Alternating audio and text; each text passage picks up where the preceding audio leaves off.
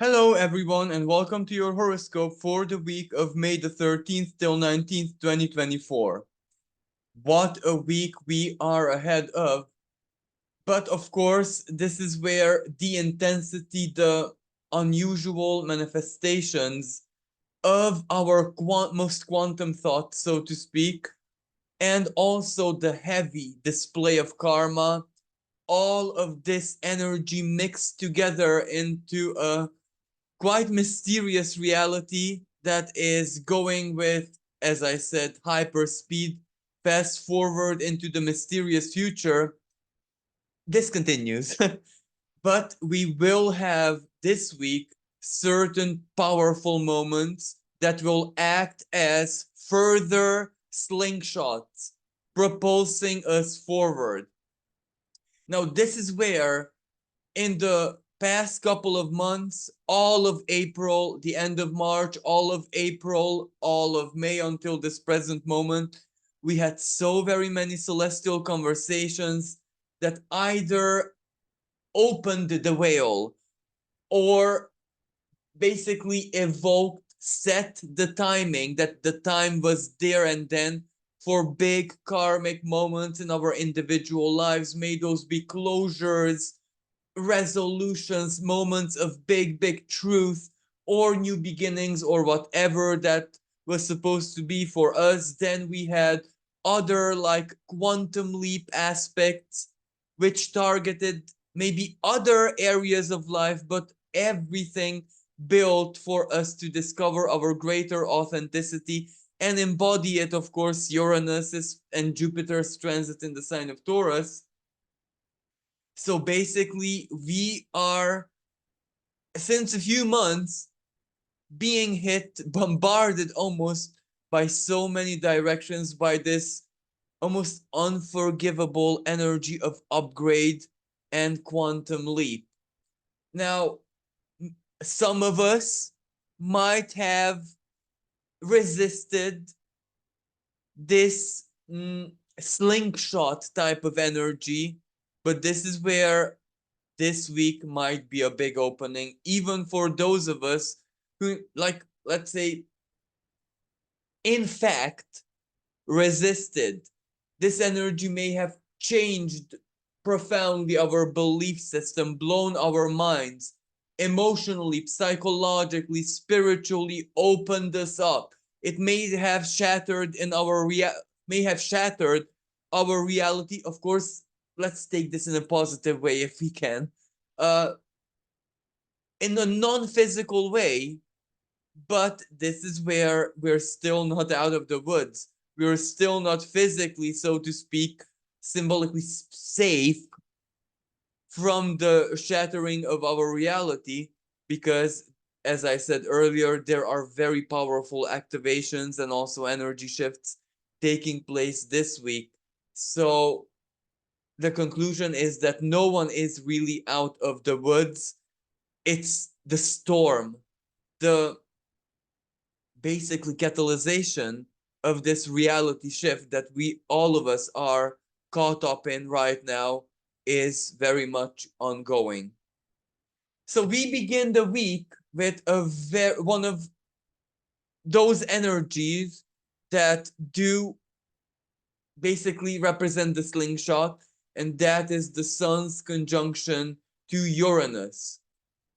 Okay, on the 13th, it may not be perfected yet, but it's still very operational. On one hand, the sun activates the Jupiter and Uranus conjunction point. So this is where the light of our consciousness, awareness, creational energy, basically the sun, our very identity, you know, gets a grip of what this great conjunction that happened just on the 21st of April, 2024. And maybe it is this week when Uranus and Jupiter are distancing themselves from one another in a way that they break up the conjunction, astrologically speaking. However, that 21st of April conjunction energy still reverberates.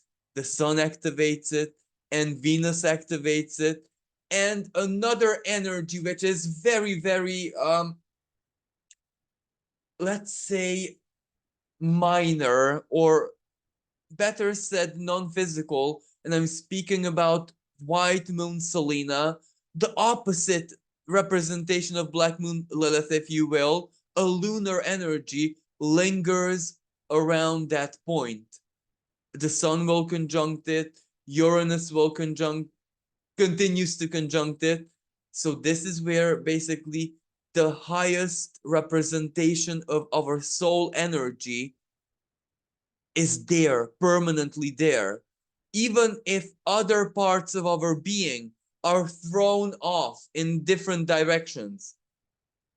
And this is so very, very probable, because all of this energy, apart from its main manifestation, also has a lot of physical and non-physical side effects, like strange anxiety, strange and but truly strange states of being, thoughts, brainstorming, scattered brain, but to the extent where we rarely experienced anything like that, and we might be genuinely asking ourselves if anything is wrong with us.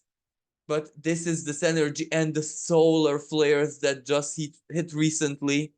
I don't know about you guys, but I felt it so very powerfully. It really, really shook things considerably up for me, even though the physical part was merely a very, very bad migraine, but I really, really felt it. So that basically is part of the picture, especially till the Sun and Uranus are holding their conjunction. But apart from these weird states and symptoms and our five senses being stimulated in unusual and weird ways, and we might even crave Venus. Venus, the ruler of all of this, being at home also. We might also crave in any way, shape, and form, however it is that you want to understand this, or however you're feeling this, unusual, weird, like Uranian type of energies, things, tastes, feelings, experiences, whatever that means for us. So this is also part of the picture, but it makes things that much more complicated. Maybe for some people out there, this Venusian and Taurian awakening either is way too much by now, like it's no longer as exciting, alluring, serendipitous, you know what I mean, butterflies in the stomach, because you anticipate, you can feel something. This is where it's by now a bit too much, you know, like you might be feeling extremely uprooted, regardless if that makes any sense or it's just a feeling.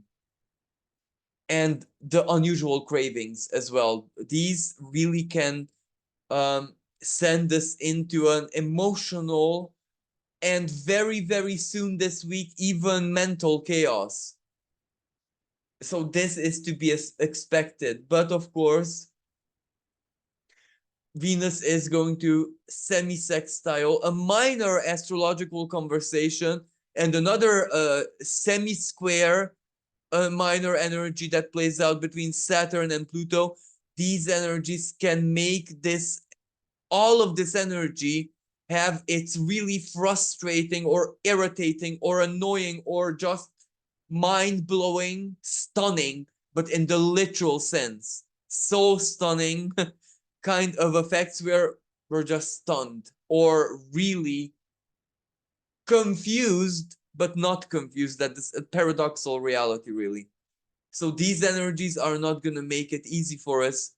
However, there is a lot of potential and also a lot of good.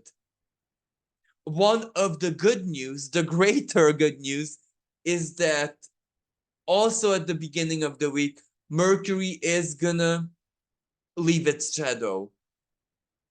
So truly wrap up the Mercury retrograde season. Gonna start entering fresh domain and then a fresh sign in itself. Gonna enter the sign of Taurus.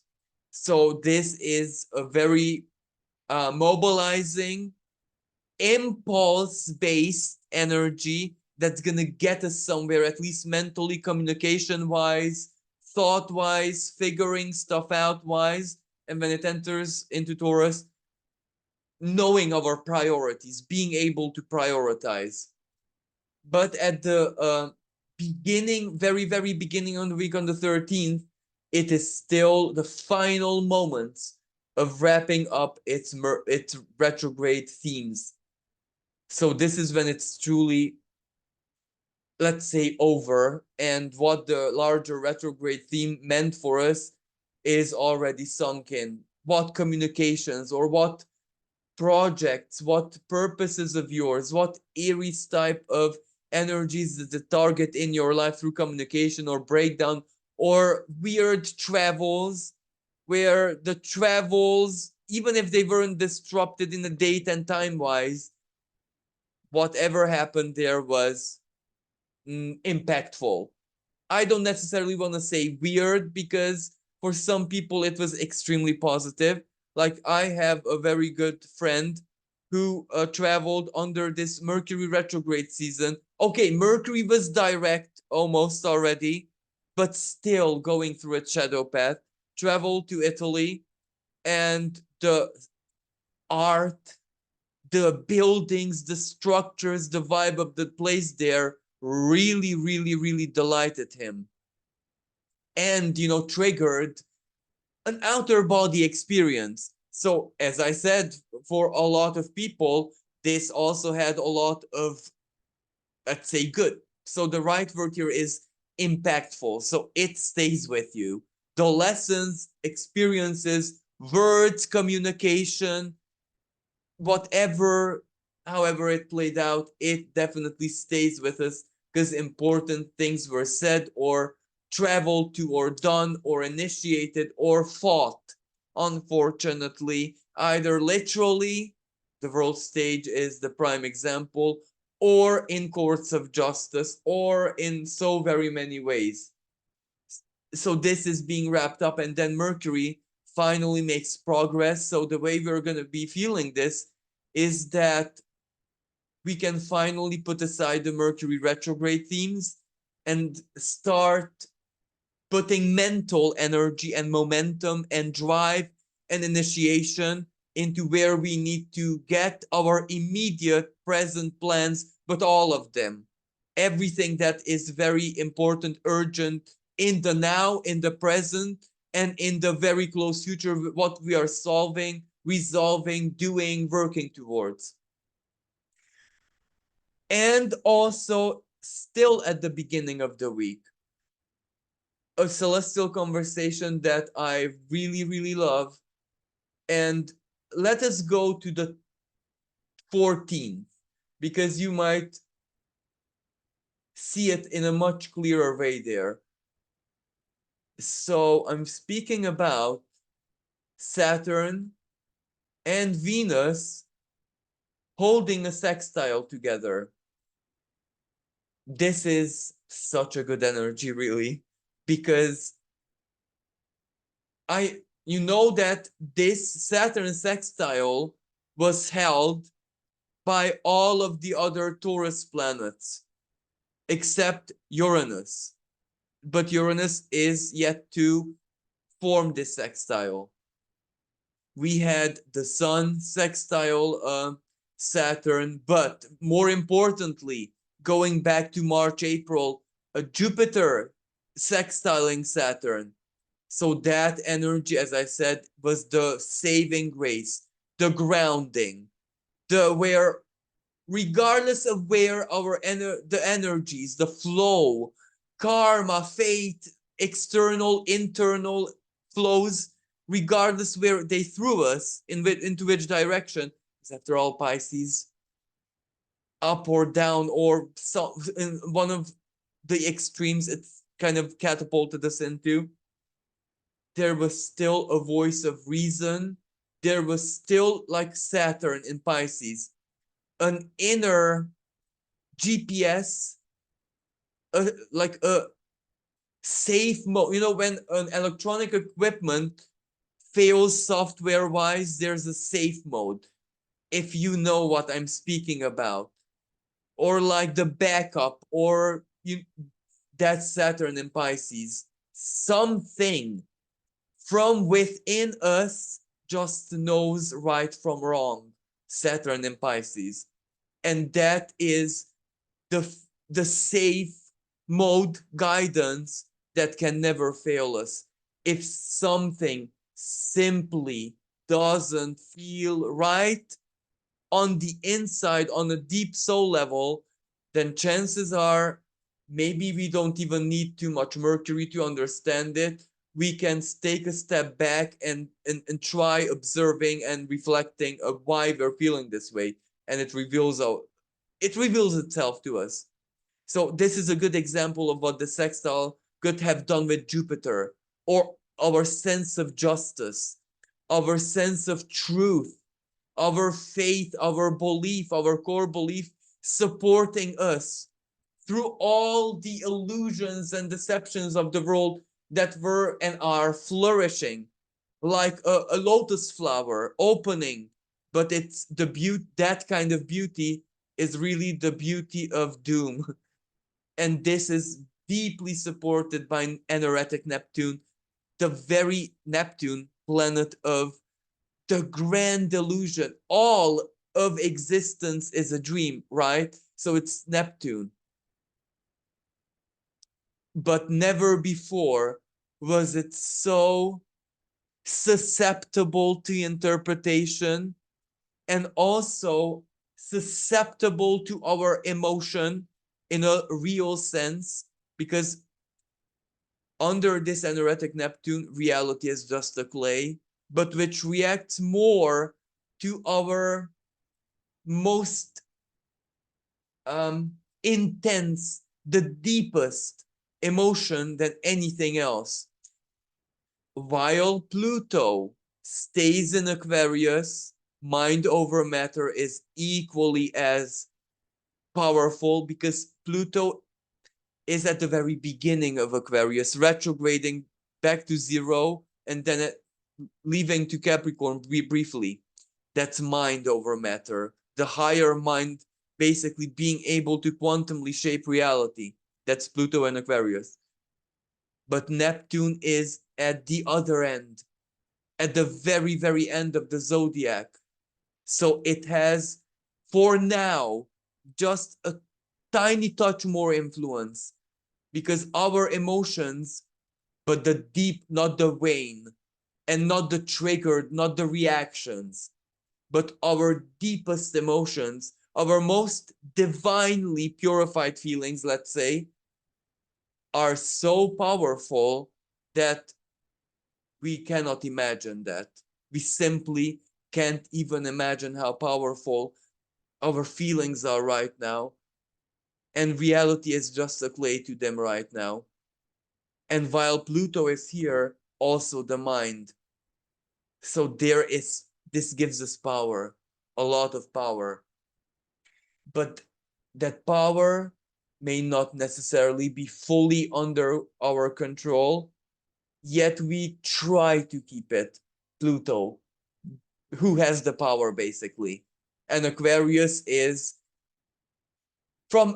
if we look at it just from a psychoanalytical perspective, the gateway that our higher mind needs to reach to communicate with other parts of the being. So it is dual in a way. One is high, and the other parts of the being, I don't necessarily want to say low, but they're like a mechanism that animates our being. So who has the power? Pluto. Which part has the power really? The mechanism that we are, and we can even see our sun as a form of mechanism because we generate it, we determine it. So it is just a mechanism. It is our lucid dream of who it is that we are. Still, it is very much in the realms of Neptune still. So long story short, I'm so sorry for this, blah, blah, blah. But how powerful we are right now, we don't even realize. And Saturn sextiling Venus, Venus in her home sign, very physical, very real. This is another dimension to that, what I said earlier, the Saturn sextile Jupiter. Whatever, however we felt that energy, either as a deep inner voice of reason, of truth, or faith, or sense of justice, or something that we fueled with our worldview, and what we wanted to make with our worldview. Now Venus now completes this. Venus is more down to earth energy than Jupiter. So this increases the chances for whatever that was for us to be now earthly, or to show up in a real way, either as a signature, even if it's just a frequency.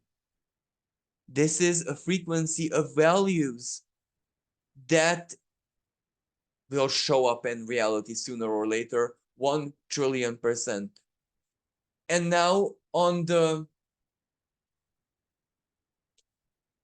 14th, this is where we can also observe the conjunction of Uranus and the Sun. Surprises, surprise, surprise. But those surprises can also very much come from within. And you might say, isn't this a cliche? Maybe at any other Uranus-Sun conjunction, I would totally take this that, yeah, it's a bit astro cliche, but trust me, not this one. You can surprise yourself, shock yourself.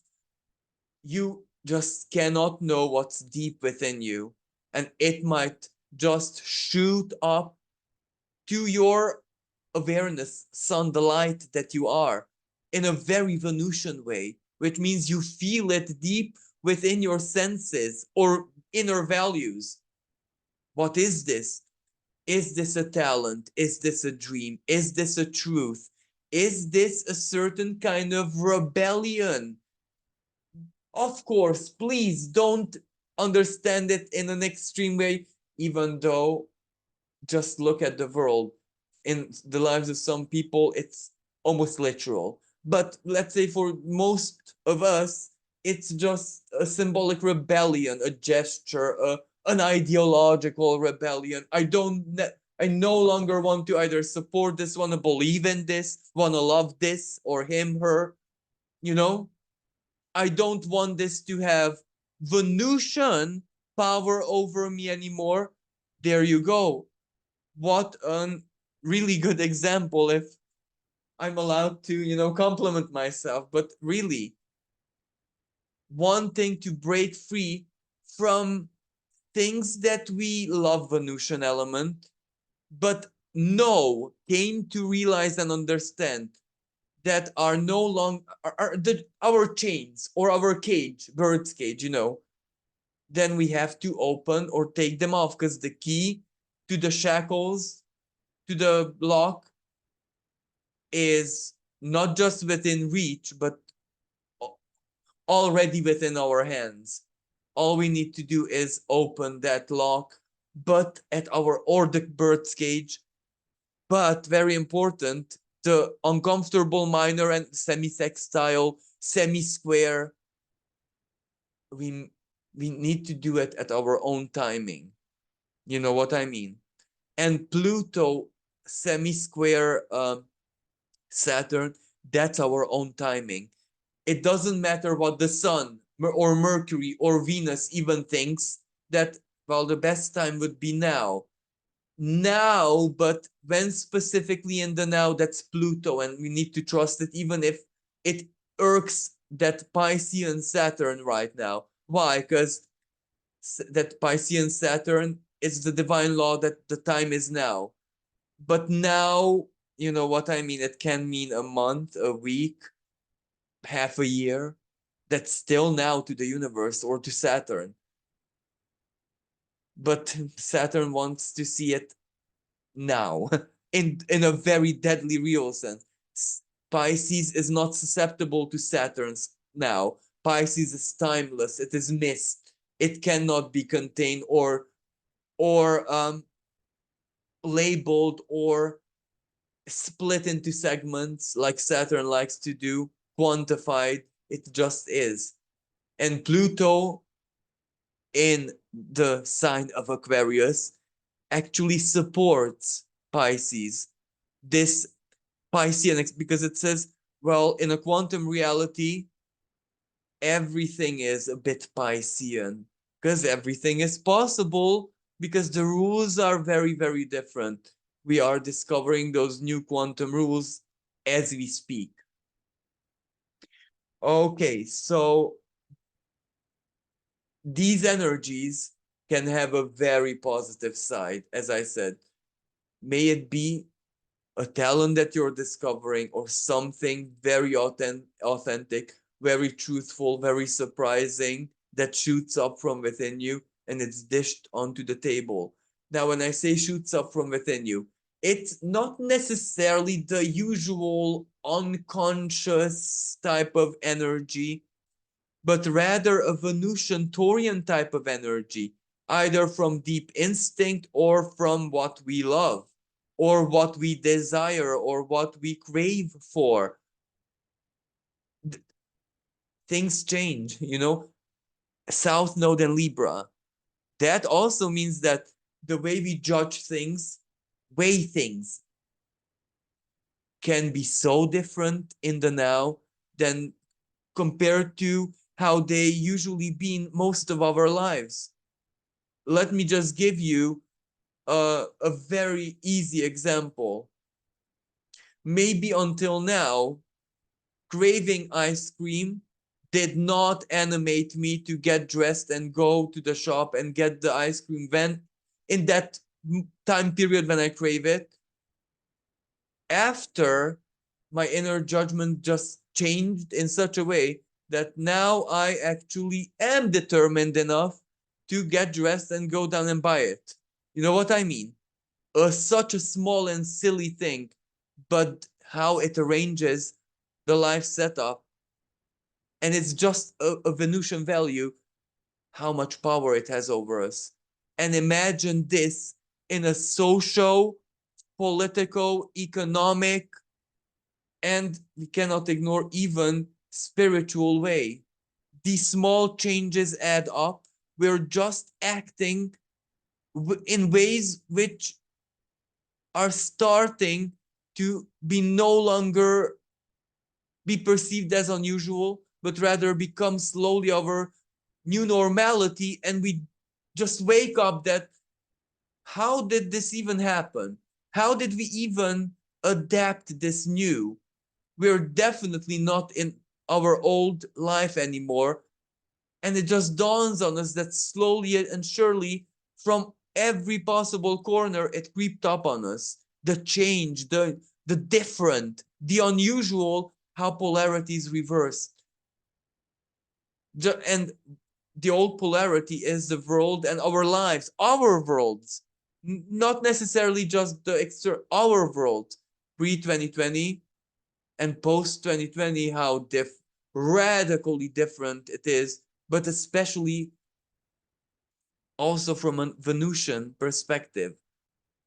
We love differently, and certain things, whatever those may be, whatever nature they might have, are worth more or less than they used to be.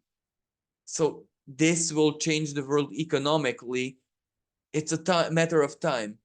There is no even question about this. As our inner values change, everything in it that's value related, banking, economics, world, bang, basically. That's what I want to say. And our behavior, what we value, everything is changing. But right now it's like a whirlpool. We don't know what is what. It has to settle down and it's not settled down yet. chances are it won't settle down until 2026. But it will get much more clear as Jupiter on the 25th of May leaves Taurus. That helps in a clarity way, because it doesn't make the whirlpool go with infinitely fast rotation. At least it's just a little bit of whirl that we can process with Uranus in it. But with Jupiter and Uranus and Sun and Venus right now, it's a whirlpool that is spinning with hyper speed. We cannot make sense of anything. So yeah.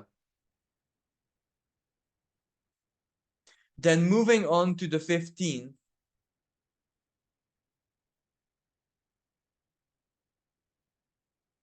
So 15th, there we are.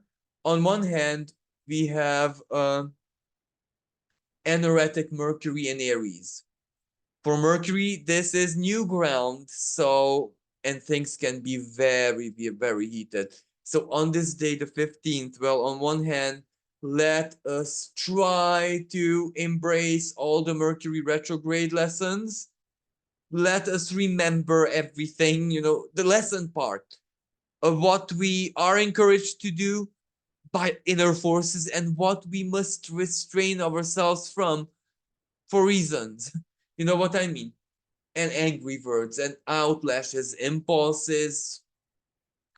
But in a way, we are used to this energy because the Mercury retrograde season was about this as well.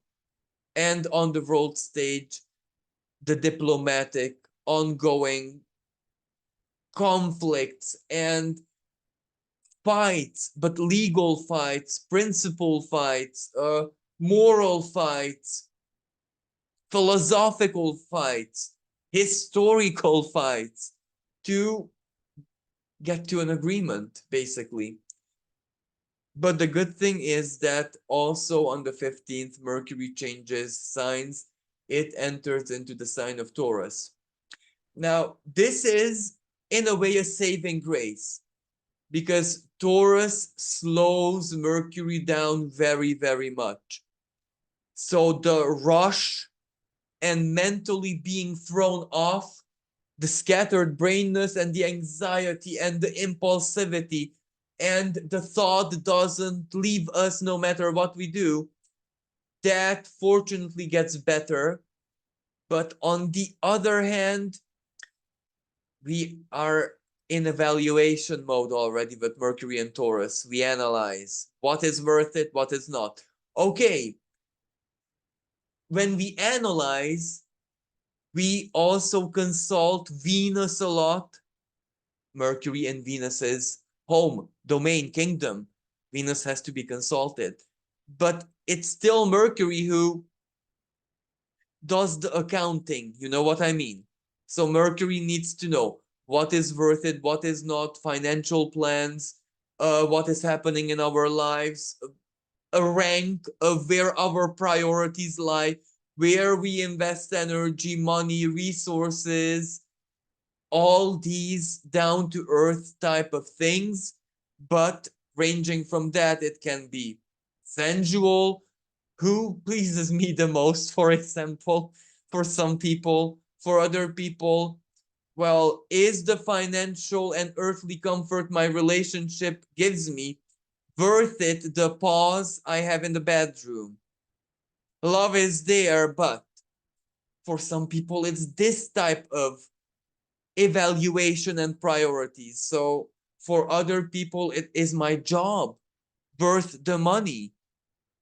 Or is the recognition and joy I get from my career, job, activities worth the time I invest, the time it robs from me? These are just examples. And not escaping, not evading these big question marks that Mercury brings with its entrance in Taurus is a good idea. Remember, sextile Venus Saturn. We need to feel these and evaluate these and give Mercury the answers it needs. And that means not running away from certain feelings, even earthly feelings. Like, let me give you an example. For highly spiritual people who live in the clouds mostly, this has an uncomfortable side because they, like it or not, must think materially. They need to give an official reply, an answer, a sum, everyone at one point needs to immerse into matter. So, but not escaping from this is really, really encouraged, because chances are Venus at this moment gives us authentic answers, things that we can work with, Mercury can work with. Another energy here is that the sun trines Black Moon Lilith. Yes, along with Uranus, let's say. Black Moon Lilith being in fellow Earth sign of Virgo. I also like this energy because Black Moon Lilith in Virgo, the God knows. And put this together with the values, everything I said earlier, it's a helping element. Because the intelligence of the gut. Some people go as far as scientifically analyze that the microorganisms that are our symbiotes and living in our gut, basically our intestines and stuff like that, have truly an intelligence of their own, energy, but information wise of their own. So maybe that actually, and understand it symbolically, helps us think, or it does help us in a Virgo way evaluate things. So this is a really, really good energy, because our gut and our innermost feeling, that's very helpful. And even if some Black Moon Lilith, even if it comes a negative way, I don't love. This can be the rejection, Black Moon Lilith and Virgo. If the rejection doesn't go away, the feeling of rejection, no matter what happens, well, that's a truth. That is something you cannot disregard. So don't sign the contract. Don't agree to the marriage. Don't get the job. If something inside of you does not even get close to loving it, love maybe, or being okay with it, if something within you feels a rejection deep within your gut, well, then chances are you shouldn't sign the contract, no matter how promising it looks like, because something deep within you is speaking. A perfect example for the Black Moon Lilith trine, but chances are this is an awakening energy, an energy of I'm truthful with my values, with my what I love, what I like, what I want to embody in a very I don't necessarily want to say extreme way, but in a very strong way. I'm very honest with myself. So this is a really, really good energy. And, it doesn't matter what this Lilith might give voice to, as in what we love. We have to look at it from a very non-judgmental attitude. We must not say that, well, I shouldn't really love this. But let's put it into context, because if that love is something evil, then of course it is our sacred duty to. But if it's just something susceptible to judgment, not even, not let's make judge good from right from wrong. But in that case, of course, we must not judge it. We must look at it in a very open-minded way. You know what I mean? Like, now let me give you an example. I shouldn't like Coca-Cola because I know for a fact that my stomach is sensitive to it, and Virgo, I know the chemicals and that it doesn't really advantage my health and my well-being. Yet still, if I love well, it's a drug after all, the high it gives me, isn't it? It's a drug in a very real sense. Then I have to excuse myself and immerse in the pleasure and use this example and apply it in every other way and area of life. Something that you know you shouldn't like, but honest, if you're honest with yourself, it just gives you something so unique that you still love it. Well, then give it to yourself, but be aware that it's a guilty pleasure or that it shouldn't have power over you. The excessive things, but the honesty, well, that sets you free. And the non-judgmental attitude, that sets you free. And the other thing I want to mention is that the sun, which means also Uranus, are conjunct White Moon Selena. White Moon Selena is around that 24 degree of Taurus, so our soul's higher expression. That's wonderful because the two lunar energies, the light and the dark, Lilith and Selena, converse in harmony. They are united. The power of truth, they accept one another's truth. Black Moon Lilith also accepts that sometimes we need to put aside the primal, the urges, the deep animal and its wants and needs for a higher purpose, for a higher cause, for something higher than the earthly, White Moon Selena. But the vice versa is also perfectly valid, where sometimes in life we have to put aside our highest principles and sometimes allow the animal to have its moment of freedom as well, because every part of our being deserves a moment, just a moment of freedom, recognition, and a bit of happiness.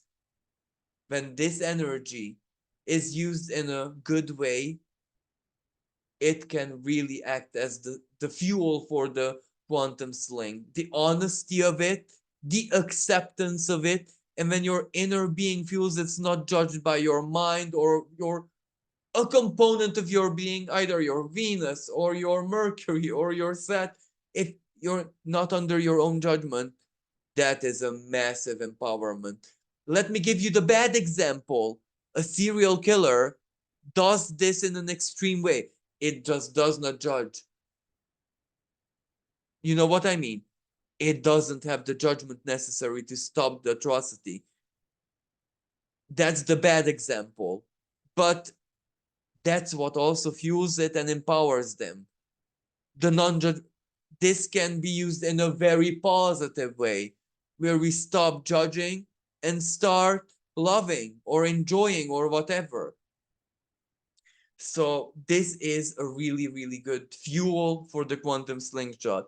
Then if we move a day forward on this, oh, sorry. I moved a month forward, a day. Then we have the setup, it's being set up, the sextile between Jupiter and Neptune.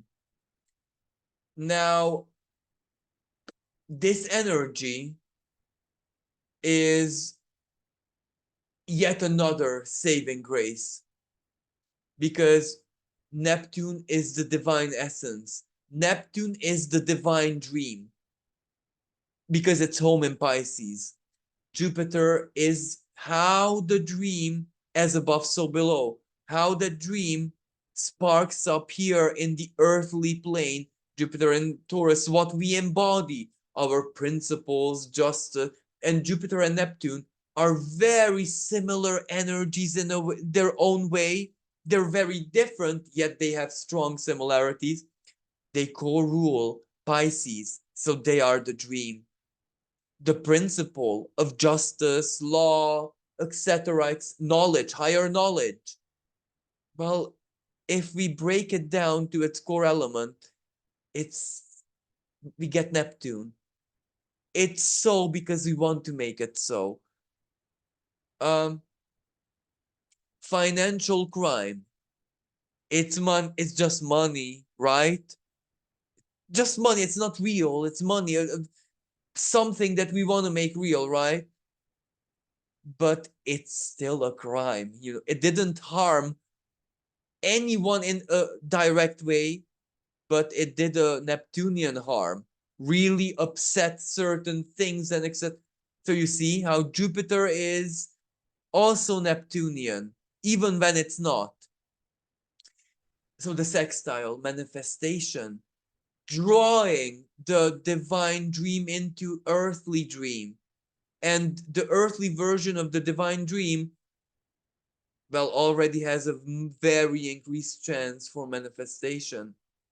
But do not forget, before the Jupiter Neptune sextile, and we're speaking about the domains of March, if I'm not mistaken, we had the Jupiter Saturn sextile, and that sextile prepared Jupiter for this moment when it holds the sextile with Neptune, the alchemical power, the distilled dream, the distilled emotion, the sacredness of it. As nature, Gaia, accepts into herself the divine infusion, the fertility of the earth, the fertility of earthly reality. It reacts to the big dream. Uranus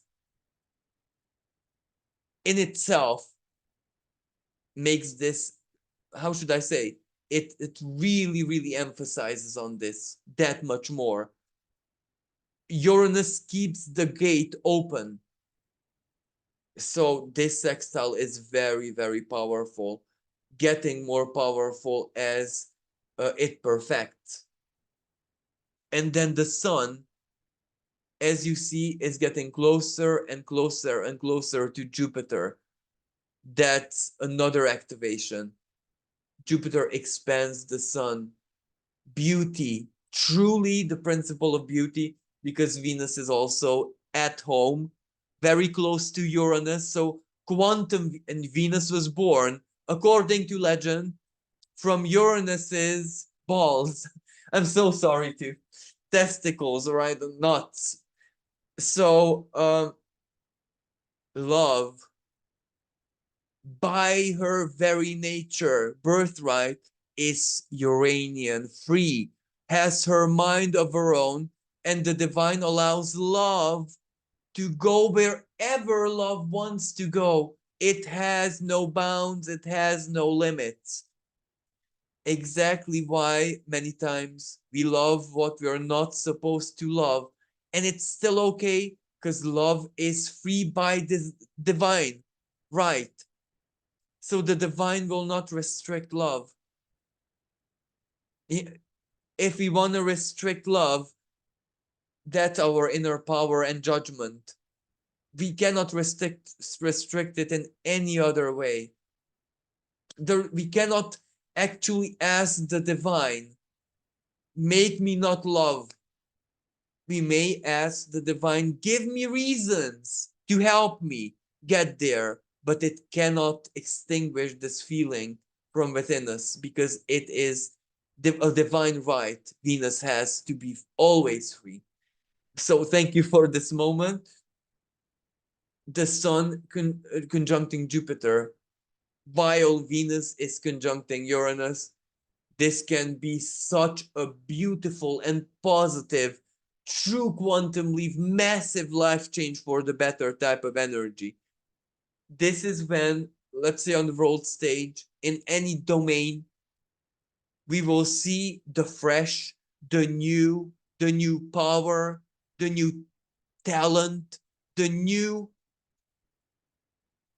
even leaders, revolutionaries, great minds, great souls, great people who are stepping up to their power, the trendsetters. So those who break the ice, those who start the change, those who start new paths. Until this present moment, these past couple of years, this energy, all of the energies really, cooked those individuals. It was like they were in an oven being cooked. Now they are done. So they're being let out. Almost like, I'm sorry, but this is the what comes to my mind right now. When you take a lot of dogs to their walk, the doggy walkers, and the dogs are in the van, and as you get close to the location of their walk, well, they already sense it, and the excitedness, and the dances and the howls and all of that, and then you open the van's door, and you know what's gonna happen. Everyone is gonna just jump. This is how this energy is. Well, that quantum wilderness, that which wants to be felt or born or seen or heard or whatever, is dancing in the back of that van in excitedness and anticipation, scratching the walls because it knows the door is gonna be open. When no, we don't. It can be in 5 minutes. It can be in 5 months. But we do know the door is going to be open. Venus conjunct Uranus, the feeling, the serendipity, Sun conjunct Jupiter, the truth, the optimism. And this may sound a bit strange, but the power to accept.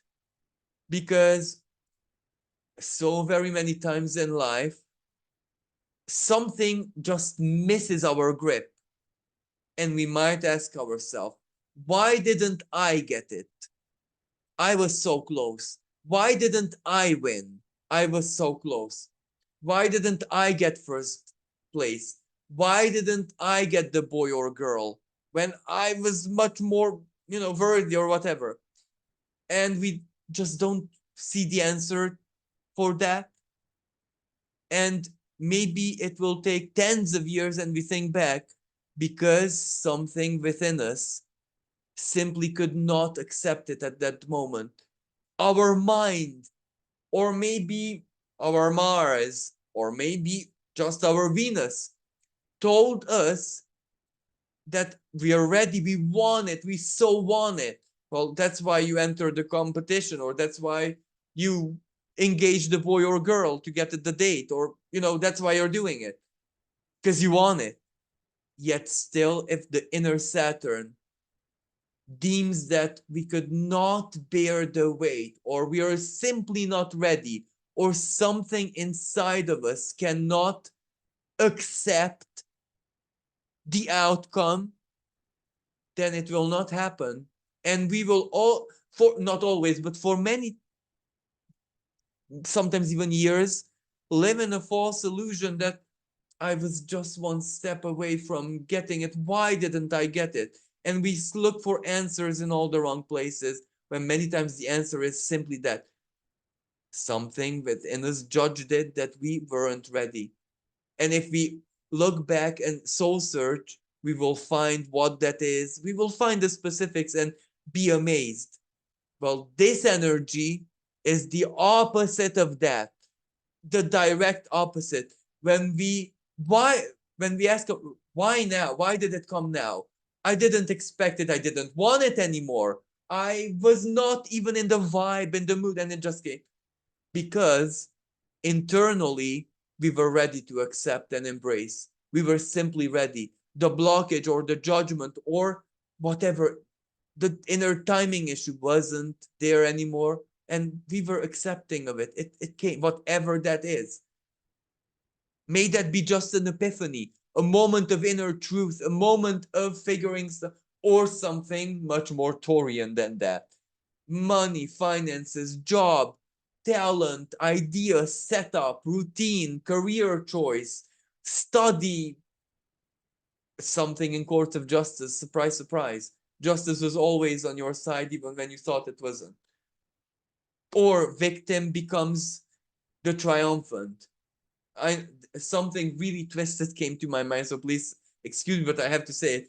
I saw once in the news that a zoo reported a very strange incident that they fed the snake a mouse, and the mouse, a mouse, killed a huge anaconda because it chewed its head off.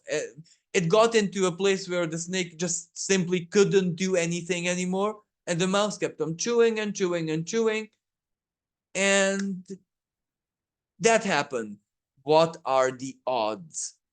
Like, this is even, and it still happened. This is the sometimes, just once in a blue moon, when the universe is very reactive, things that shouldn't happen still happen. So this energy, it is a big surprise, but it can do a lot of good. So the big theme this week for all of us is to harness the power, to accept things the way they come, and to give it a meaning, to give it a shape and form, to make it serve us in principle, in faith, because then it will serve us in practicality. So moving on to the 18th, I'm so sorry for these philosophies, but it's so important for us to understand how to manage the energy, because it can make a massive difference. So on the 18th, we have the screen doesn't show it yet, but trust me, the sun conjunct Jupiter, and the sextile between Jupiter and Neptune is much tighter. And then Venus is conjunct Uranus. So what I've been speaking about, then the sun joins Black Moon Lilith, and it trines these Taurus planets. We are really going to be feeling this. And hope, I so hope, in the most positive and delightful of ways. And then at the end of the week, we have Sun conjunct Jupiter, and the sextile with Neptune gets stronger. And then they will perfect when both the Sun and respectively Jupiter get to an erratic degree of Taurus. This sextile is gonna perfect itself. So on Monday, that is very important, because the sun is in the equation. The sun is the source of all life, physically speaking, and we need to speak physically because it's Taurus. So something is brought to life, what we believe in, what we hope for, what justice might give us. Venus and Uranus are there to support this, and the sextile, the dream, the divine energy. And then um, on the 21st, the sun enters into the sign of Gemini. And then Jupiter follows the sun and also enters and activates the sign of Gemini. This is a very, it's going to be a very important energy shift, because on one hand, the sextile with Neptune, when something enters reality, Taurus, right?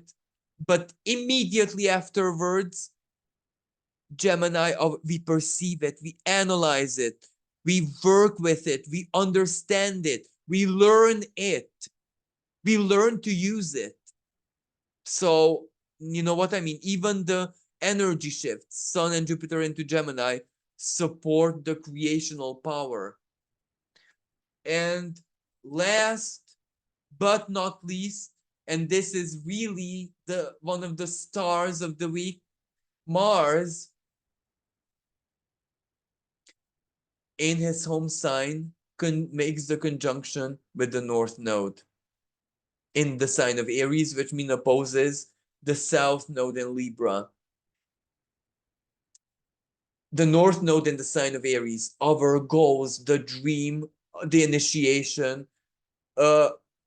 authority, sovereignty, everything that we are fighting for, striving for, trying to hold on in the present moment, our initiation for the future, basically. Whatever has been taking place in our lives karmically, but in a preparation sense, in a sense, where is the universe pushing us towards? Internally, by making us want certain things. Not that fate pushes us in a external, totally external. Something makes us want things or understand things or want to fight for things or stand for things in like a ram. And I'm so sorry to use such a inappropriate example. When a ram is in heat,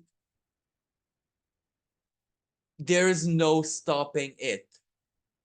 Where is our life making us that way? In which area or in which sense? Since roughly July last year, Mars activate, it's the ruler activating it. Mars is very powerful in its home sign of Aries. We will feel this very strongly. We will, and also at this time, Jupiter and Sun, Uranus and Venus, we will want something in very intensely. And on the other hand, of course, I made this energy, I presented it in a very constructive and positive way on the world stage. Well, this can mean a great amplification of war, conflict, etc., fighting, etc., etc., etc. Something to break agreements, the pacts and treaties. But ever since the South Node entered the sign of Libra, I have been speaking about the old international treaties being ignored or broken almost in every recording. Again, we will see this play out on the world stage, but I am very hoping, but that in a constructive way, in the sense that something old ends, but a much better new one takes its place, because no one says Mars conjunct the North Node in Aries doesn't empower the warriors for peace, for justice, for resolution. The players in the game who want to progress out of conflict. So this Mars empowering the North Node is really, really, really up to us what we give the energy to. It is us really who chooses how it manifests in a literal and real way.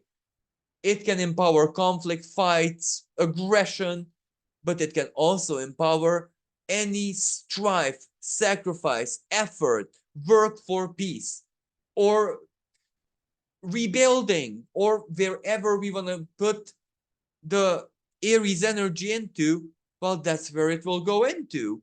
If you want to build, it will go into building. You can very well even see building as a fight or a struggle or whatever, especially if the odds make it tough and difficult. It's an adventure. It's a literal fight for you to finish your project. It can play out in a very elevated way. It's really, really, really up to us. Very much up to us. In a external way, well, it will be up to diplomats, isn't it? So yeah. But we will feel the energy. We will feel the intensity. We will feel the drive, the inner drive, giving us the impulse to act, to do, etc., etc. And this energy doesn't stop here, because a bit later on, Mars will activate the eclipse point. And that's the most important activation of the eclipse point, when Mars, the ruler and also the activator, reaches 19 degrees of Aries. that's when whatever happens, whatever we get energy for this, with this North Node conjunction, it will lead to there. When Mars enters the 19-degree area of Aries, because that's when we will get the bigger picture. That's when we land, let's say, wherever this energy is shooting us, that's when we get to an important stage or moment. So again, this week is going to feel like a storm, chaotic, very eventful, one way or another. But regardless of what disruptions, frustrations, anger, irritations are in the air in our lives around us, remember that there is a lot of good.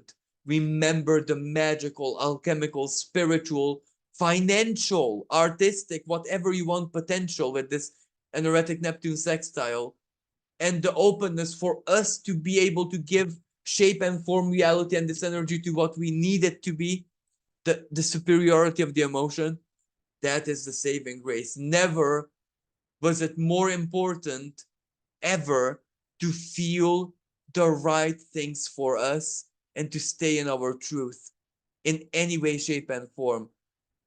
So thank you, everyone. And I really hope that this was useful and helpful. And until next time, bye for now.